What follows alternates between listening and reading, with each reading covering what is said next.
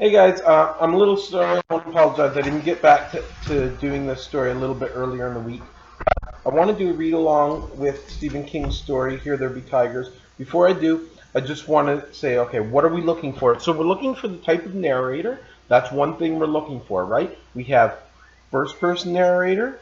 Remember what that is. First person narrator is somebody who's in the story telling the story. And then we have third person narrator. That's somebody telling the story who's not in the story. They're just like a storyteller. Like somebody sitting around a fire. Here's what happened, right? So that's the first thing we want to do. And then we want to say, well, what type, if it's a third person narrator, what type? So there are different types. One is limited. That a limited narrator only kind of knows and sees what is in the head of one person, or it sees what that person sees. That's limited, right? They're limited to a place or to a character. They're limited to that knowledge, and the other knowledge is kind of up in the air. Um, and then the other type of narrator is the third person omniscient. They see everything. They know what everybody's thinking. They know what's happening on both sides of a wall, let's say, right, in two different rooms at the same time, right? That's omniscient. And then sometimes there's just the objective. That means that they're just describing it like it's a play, just like a play. Okay, it's just here's what these people did, and here's what they said, and here's what it looks like. That's it.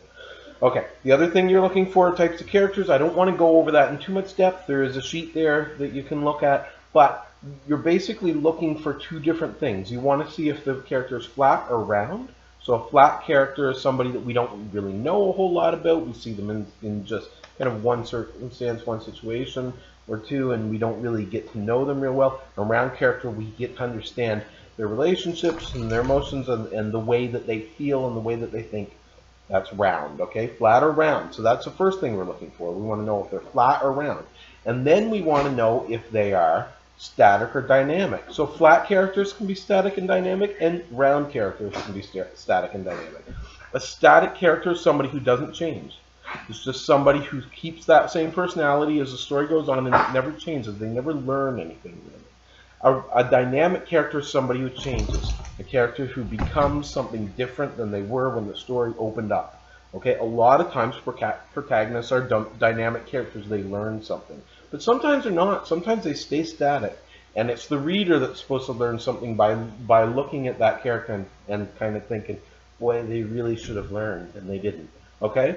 So, those are your two types of characters. Flat or round, static or dynamic, and then you have stock characters. Stock characters are a little different. They're over to the side. They're like mean teacher, bad cop, good cop, heroic fireman, right? They're just like, we understand that type of character. They're just a type, but they're not really fleshed out. We don't get to know much about them. They're basically flat and static types. Okay, so here we go. Here There Be Tigers by Stephen King. I believe Stephen King, I know this a lot better, but I believe Stephen King wrote this story actually when he was in school, when he was in high school. So it's kind of an early story, kind of a neat one. I really like it. Narrative voice, types of characters. There was no longer any use in trying to fool himself that he could wait for recess. His bladder was screaming at him, and Miss Bird had caught him squirming. There were 3 third-grade teachers in the Acorn Street Grammar School. Miss Kinney was young and blonde and bouncy and had a boyfriend who picked her up after school in a blue Camaro. Miss Trask was shaped like a Moorish pillow and did her hair in braids and laughed boomingly. And there was Miss Bird. Charles had known he would end up with Miss Bird. He had known that. It had been inevitable, because Miss Bird obviously wanted to destroy him. She did not allow children to go to the basement. The basement, Miss Bird, was where the boilers were kept, and well-groomed ladies and gentlemen would never go down there, because basements were nasty, sooty old things. Young ladies and gentlemen do not go to the basement, she said. They go to the bathroom. I just want to interrupt. This is kind of an interesting thing. So in the school, it seems like the kids, where they're from, they're used to using a euphemism. A euphemism is when we say a word that kind of fills in for another word because it's a little bit less It's a little bit more polite. It seems a little less rude to us, maybe. So the kids are used to saying at home, maybe, I'm going to the basement when they want to go to the bathroom, right? To kind of, because they don't want to say they're going to the bathroom. They don't want people to picture that. But um, this teacher is trying to train them out of that. Don't do that. Go to the bathroom. Okay. So Charles squirmed again. Miss Bird cocked an eye at him. Charles, she said clearly, still pointing her pointer at Bolivia, do you need to go to the bathroom? Kathy Scott, in the seat ahead of him, giggled, wisely covering her mouth. Kenny Griffin sniggered and kicked Charles under his desk. Charles went bright red. Speak up, Charles, Miss Bird said brightly. Do you need to urinate? She'll say urinate. She always does. Charles said. Yes, Miss Bird? Yes, what? I have to go to the bathroom. Miss Bird smiled. Very well, Charles. You may go to the bathroom and urinate. Is that what you need to do? Urinate? Charles hung his head, convicted. Very well, Charles, you may do so, and next time, kindly don't wait to be General giggles. Miss Bird rapped the board with her pointer.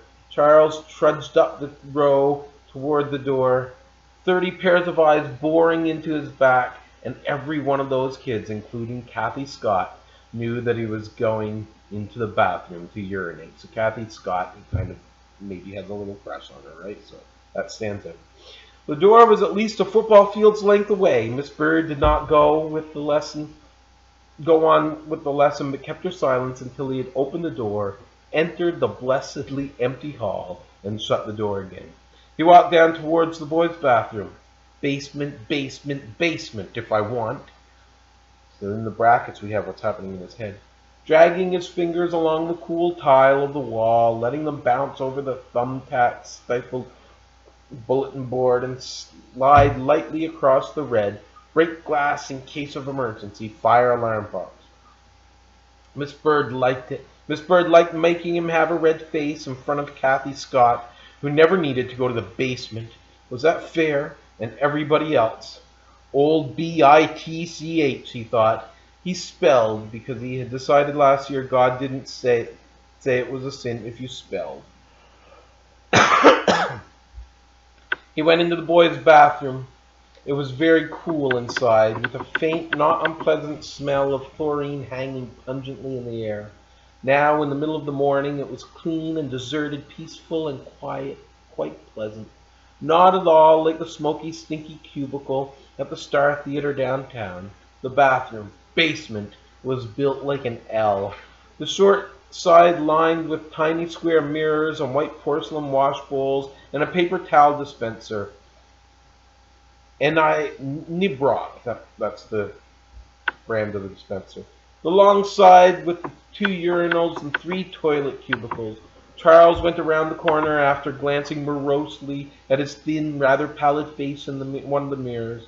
The tiger was lying down at the far end, just beneath the pebbly white window. It was a large tiger, with tawny Venetian blinds and dark stripes laid across its pelt. It looked up alertly at Charles, and its green eyes narrowed. A kind of silky, purring grunt issued from its mouth. Smooth muscles flexed, and the tiger got to its feet. Its tail switched, making little chinking sounds against the porcelain side of the last urinal. The tiger looked quite hungry and very vicious. Charles hurried back to the way he had come. The door seemed to take forever to wheeze, pneumatically closed behind him, but when it did, he considered himself safe. This door only swung in, and he could not remember ever reading or hearing that tigers are smart enough to open doors. Charles wiped the back of his hand across his nose. His heart was thumping so hard he could hear it. He still needed to go to the basement, worse than ever. He squirmed, winced, and pressed a hand against his belly. He really had to go to the basement. If he could only be sure no one would come, he could use the girls. It was right across the hall. Charles looked at it longingly, knowing he would never dare, not in a million years. What if Kathy Scott should come? Or black horror, what if Miss Bird should come? Perhaps he had imagined the tiger. He opened the door wide enough for one eye and peeked in. The tiger was peeking back from around the angle of the L, its eye a sparkling green. Charles fancied he could see a tiny blue fleck in the deep brilliance, as if the tiger's eyes had eaten one of his own, as if a hand slid down around his neck.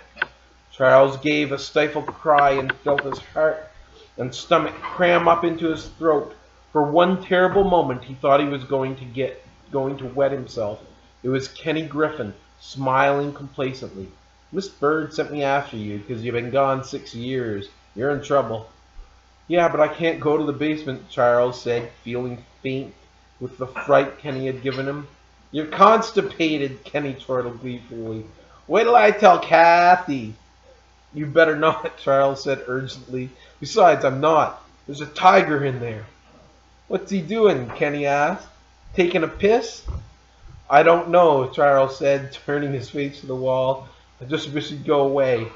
He began to weep. "Hey," Kenny said, bewildered and a little bit frightened. "Hey! What if I have to go? What if I can't help it? Miss Bird'll say—" "Come on," Kenny said, grabbing his arm in one hand and pushing the door open with the other. "You're making it up." They were inside before Charles, terrified, could break free and cower back against the door. "Tiger," Kenny said disgustedly. "Boy, Miss Bird's gonna kill you. It's around the other side." Kenny began to walk past the wash bowls. "Kitty, kitty, kitty, kitty!" "Don't!" Charles hissed. Kenny disappeared around the corner. "Kitty, kitty, kitty, kitty, kit!"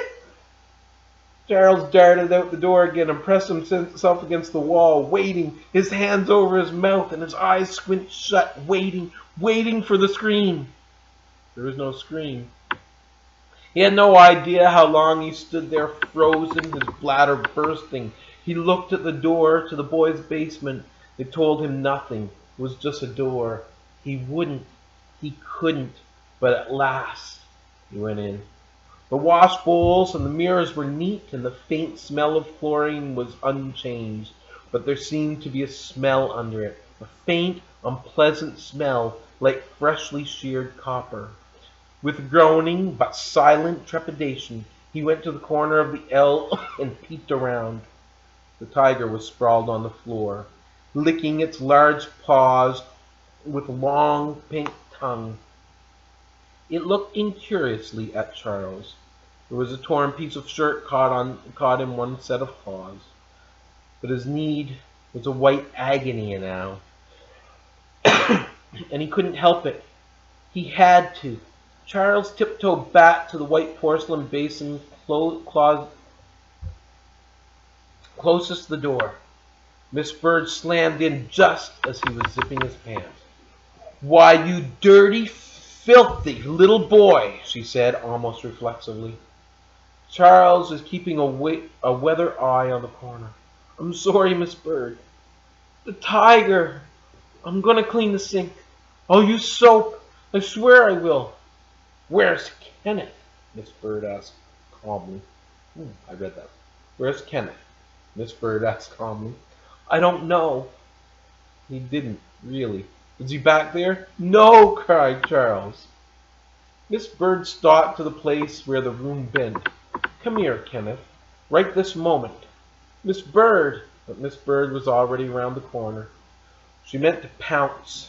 Charles thought Miss Bird was about to find out what pouncing was really all about. He went out the door again. He got a drink at the fountain. He looked at the American flag hanging over the entrance to the gym.